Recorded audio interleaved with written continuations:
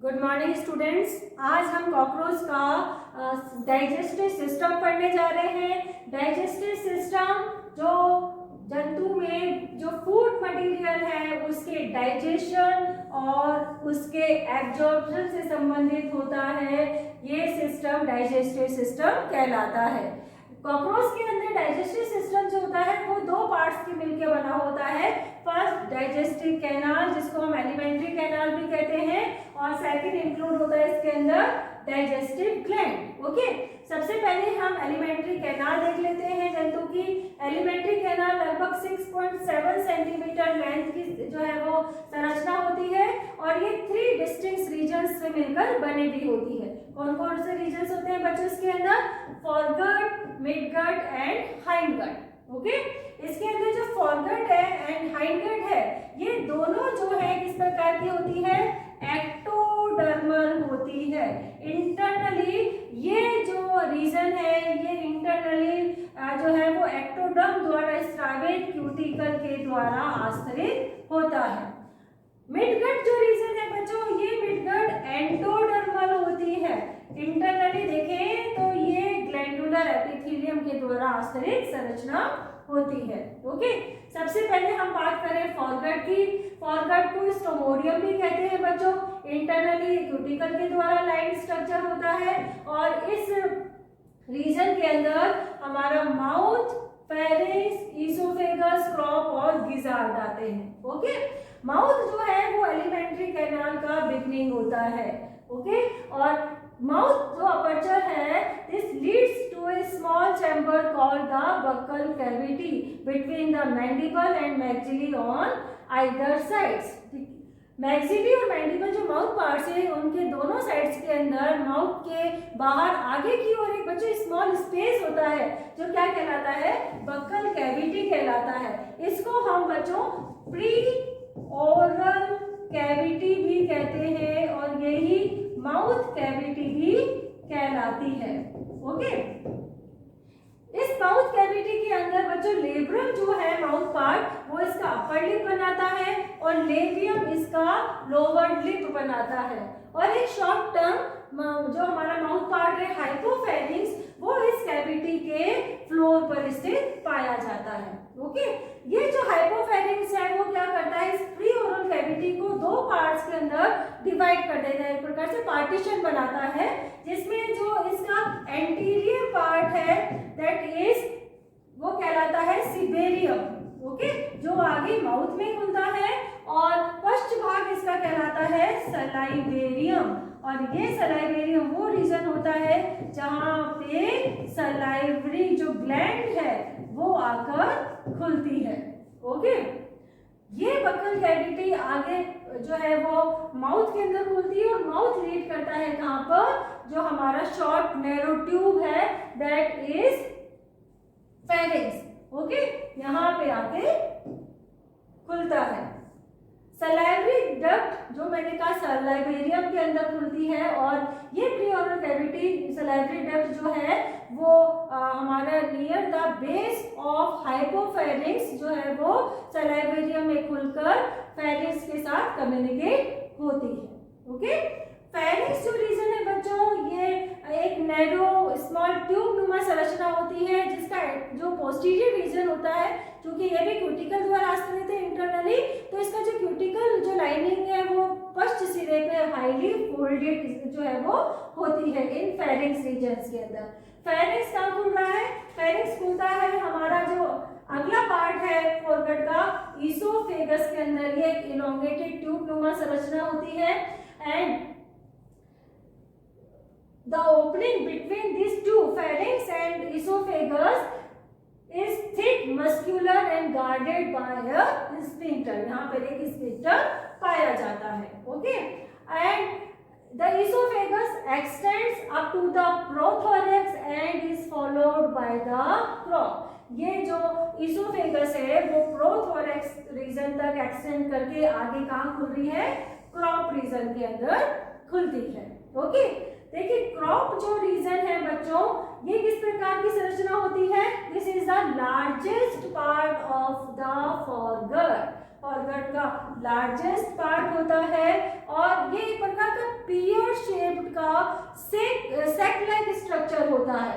Okay, और the wall of the crop is composed of epithelial layers, circular and longitudinal muscle layer की बनी हुई रहती है। ओके, और जो ये लार्जेस्ट पार्ट है क्रॉप, और इसके अंदर एक तरह से जो है वो फूड मटेरियल के रिजर्वायर के रूप में, स्टोरेज के रूप में जो है ये कार्य करता है। ओके, क्रॉप जो है, अब क्रॉप कहाँ खुल रहा है, ये जो क्रॉप है, देखिए क्रॉप जो होता है वो थिन वॉल्ड स्ट्रक्चर होता है, और ये क्रॉप अब आगे एक thick wall somehow triangular structure में खुलता है, जो क्या कहलाता है, जो कहलाता है गिजार्ड। ओके, और ये जो है वो फॉरगट का लास्ट पार्ट होता है। गिजार्ड को हम बच्चों प्रोवेंट्रिक्यूलस भी कहते हैं।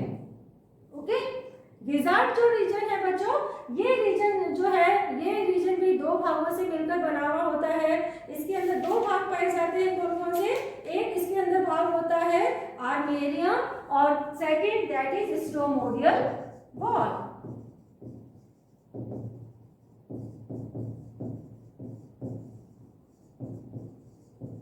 ओके, देखिए गिजार्ड्स के अंदर जो है, इसका जो कैविटी है गिजार्ड्स के अंदर इन आर्मेरियम, यहाँ पे डेंटिकल्स पाए जाते हैं, जिसके द्वारा यहाँ पे जो भोजन आता है उसको ग्राइंड किया जाता है, पीसा जाता है, और इसके अंदर जो एक पल्विलस नामक गद्दीनुमी संरचना होती है, जिसके अंदर ब्रिसल्स लगे रहते हैं।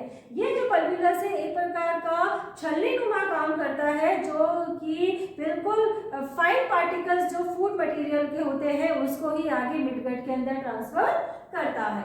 ओके, चले आगे। अब हम आ जाते हैं मिडगट पे। देखिए मिडगट जो रीजन है, ये मिडगट रीजन जो है वो अनडिवाइडेड पार्ट होता है एलिमेंट्री कैनाल का, जिसको हम मेसेंटेरॉन भी कहते हैं।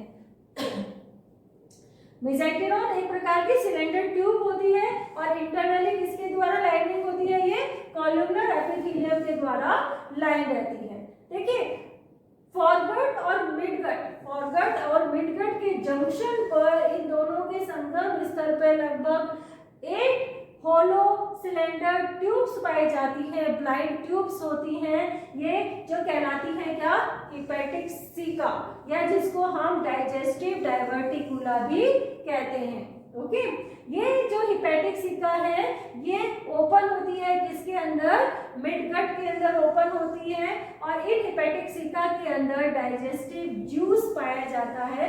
ये डाइजेस्टिव जूस जो हमारे पाचक एंजाइम से उनको सिक्रेट करने का कार्य इसके द्वारा किया जाता है।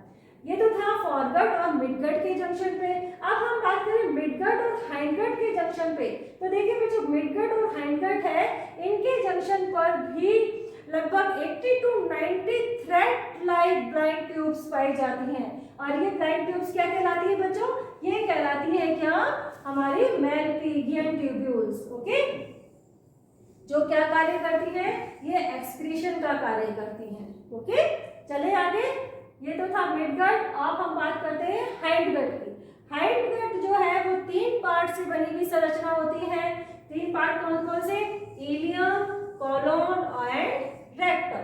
ठीक है, रेक्टम ओपन होता है कहाँ पे, एनस के अंदर।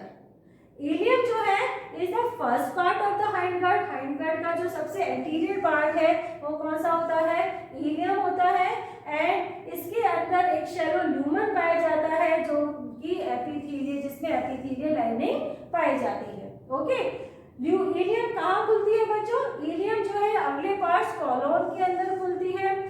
कॉलोन किस प्रकार का होता है, ब्रॉड और स्लाइटली कॉइल्ड स्ट्रक्चर होता है। ठीक है, अब हम बात करें रेक्टम की, तो देखिए जो हमारी इनर लाइनिंग है कॉलोन की, वहां पे भी इरेगुलर फोल्ड्स पाए जाते हैं, और ये जो लाइनिंग है सिलेंडर एपिथेलियल सेल्स, जिसके अंदर काइटिनस कवरिंग पाई जाती है, उसकी बनी हुई होती है।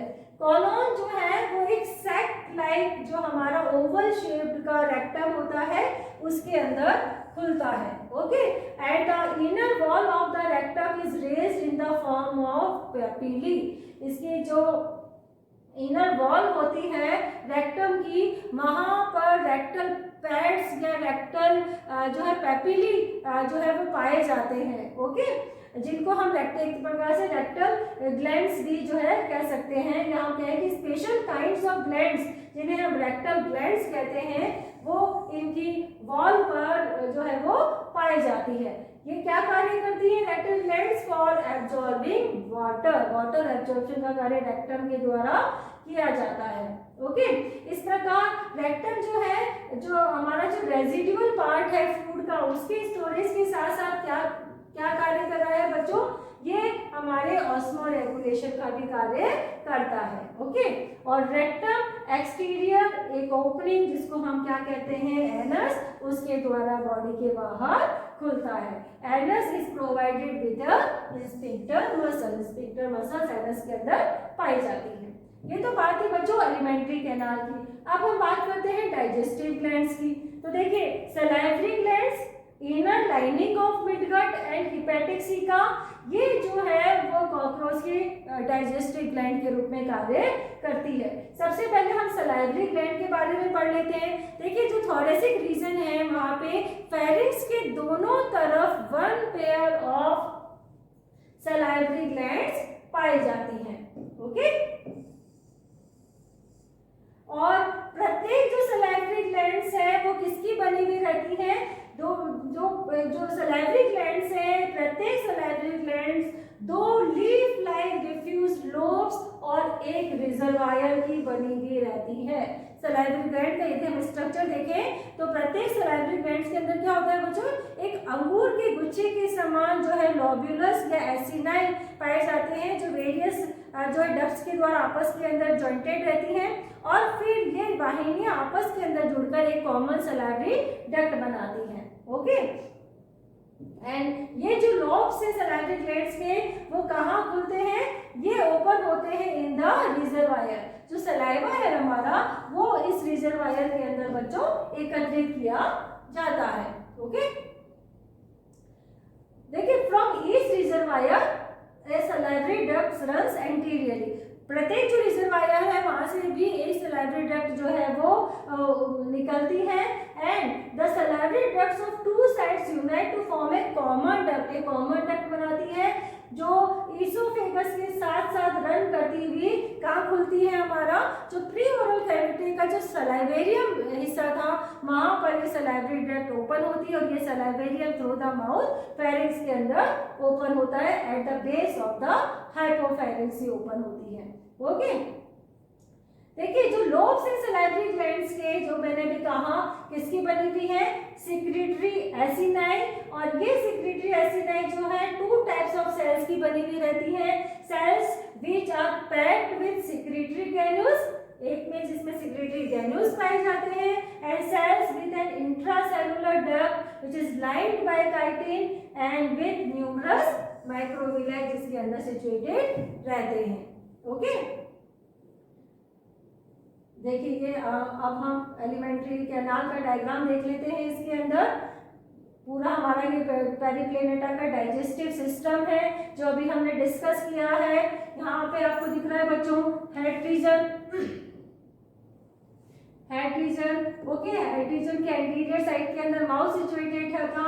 माउथ से जो है हल्की नैरो ट्यूब अराइज होती है which is known as the pharynx. Okay, और ये फेरिंक्स खुलता है हमारा एक इलोंगेटेड ट्यूब जो कहलाती है क्या? ईसोफेगस। ओके, और फेरिंक्स के दोनों तरफ यहाँ पर सलाइवरी ग्लैंड्स, देखिए 1 pair of salivary glands situated होती है।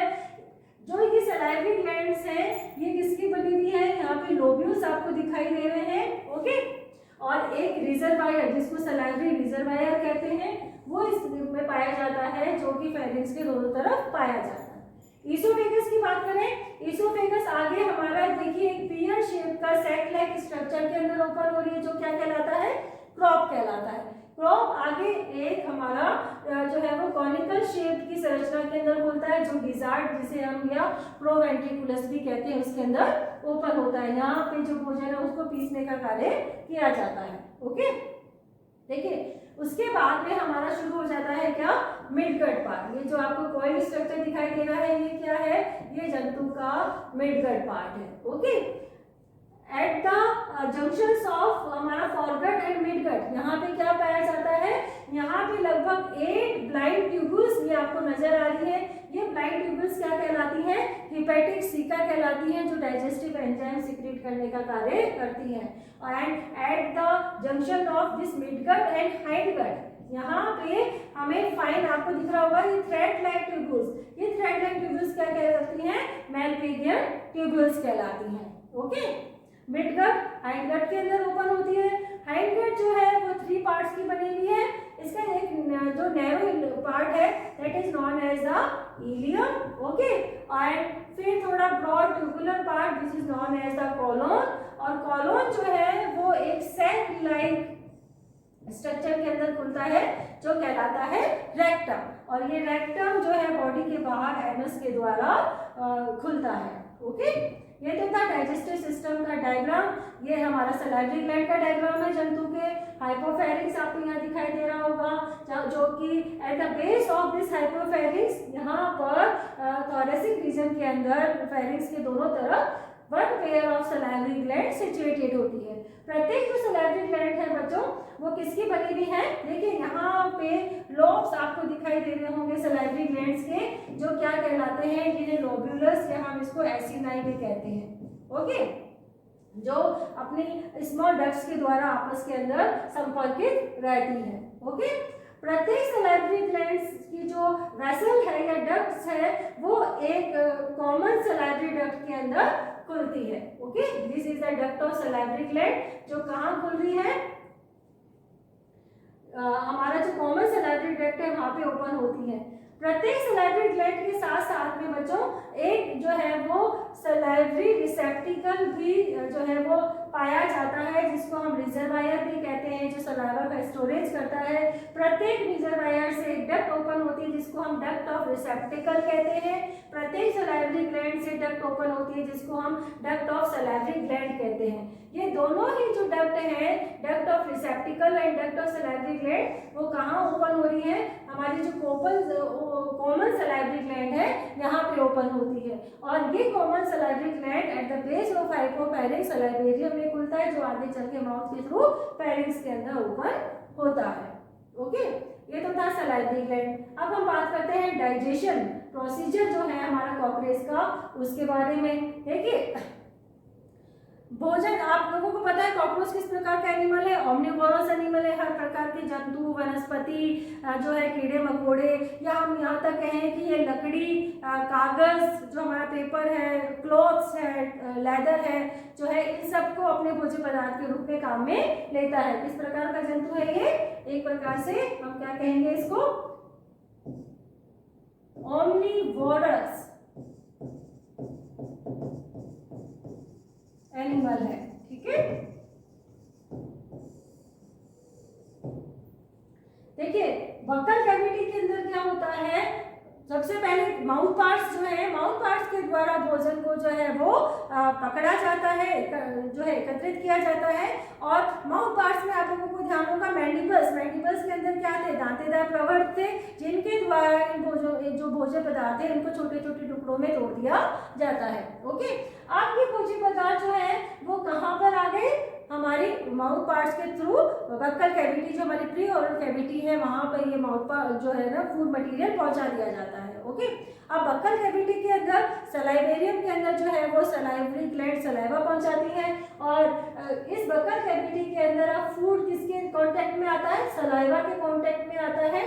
और देखिए यहाँ पर ये सलाइवा जो सलाइवा है उसके अंदर म्यूकस होता है, जो कि इस फूड मटेरियल को एक तो चिकना बना देता है। ओके, इसके अलावा सलाइवा के अंदर सलाइवरी जो है एंजाइम्स पाए जाते हैं, सलाइवरी अमाइलेज एंजाइम पाया जाता है, जो यहाँ पे स्टार्च का थोड़ा बहुत हाइड्रोलाइसिस कर देता है। यहाँ पे आने के बाद फेरिंक्स के थ्रू, माउथ के थ्रू फेरिंक्स में भोज्य पदार्थ आता है, और फिर ये सलाइवा से मिक्स भोज्य पदार्थ अपना फेरिंक्स इसोफेगस से होता हुआ कहाँ पे आ जाता है, क्रॉप रीजन के अंदर पहुंच जाता है।